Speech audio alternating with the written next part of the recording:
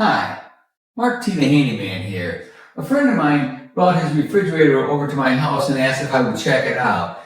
It's a Magic Chef 3.3 cubic foot refrigerator. Just a little small thing, but it's not working, so we're going to check it out. Okay, let's get started. The first thing is to make sure that your refrigerator is unplugged.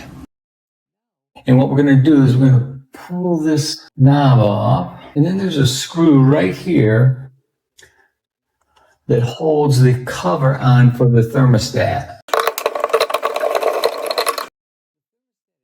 And that'll get our thermostat off the wall here. And this thermostat will just snap right out of here. Like that.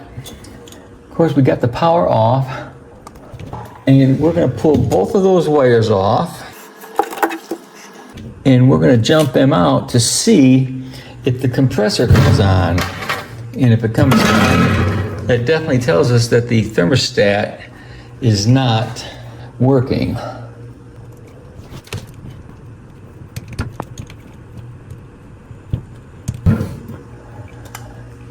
Again, you do not at any time want to touch anything in here unless the power is off.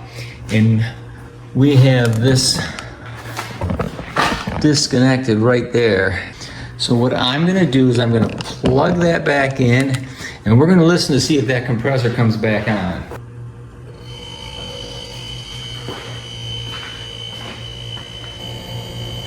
So there's not a lot to this unit here. It doesn't have any fan motors or anything like that. And this is a little run capacitor for this. This doesn't have a start capacitor or any kind of start relay or anything like that. It's just a run capacitor.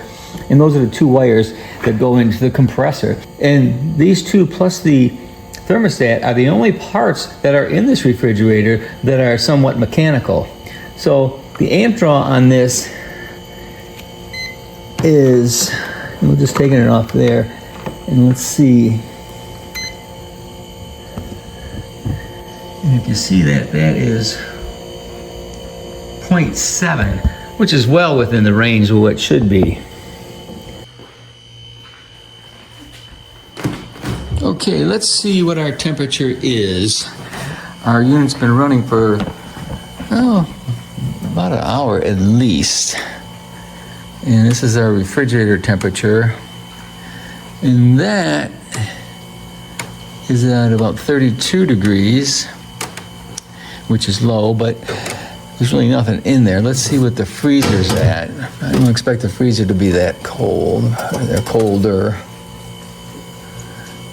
Yeah, it's at 20 degrees. Generally, these refrigerators, they make ice cubes, I would think, and nothing else, and store maybe some drinks or something. These are small little refrigerators for college students or some small areas. Anyhow, I'll go look up the price and we'll see what we can do. So we're back.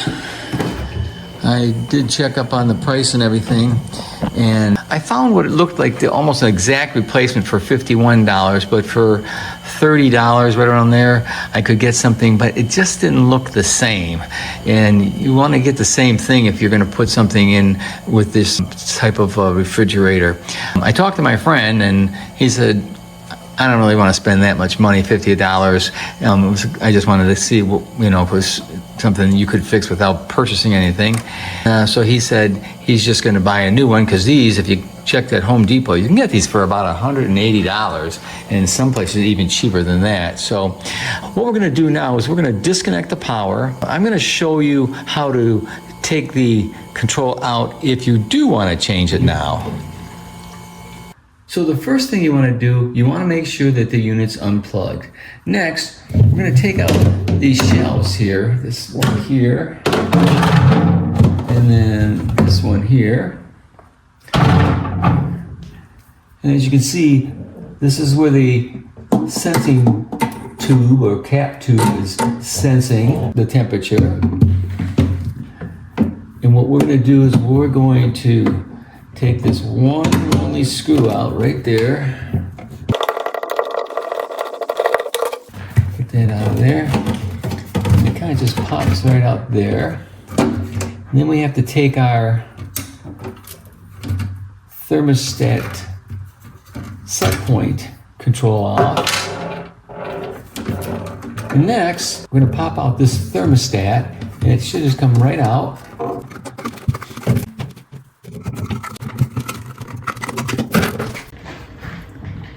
So this is our thermostat right here, and what we're going to do is we're going to take the wires off. This green wire here is the ground wire, is connected with a solderless connector, and then we have two wires here.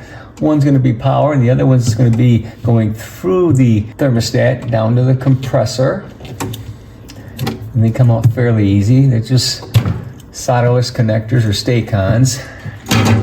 Back here, we have the cap tube that senses the temperature and will turn the thermostat on and off based on what kind of temperature we have in the unit. And that comes off fairly easy. Do a little bit of bending.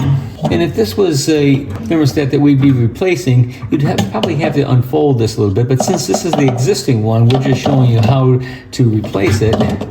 Then you just put it back together, really. And that's a matter of bending the cap tube back around where it was.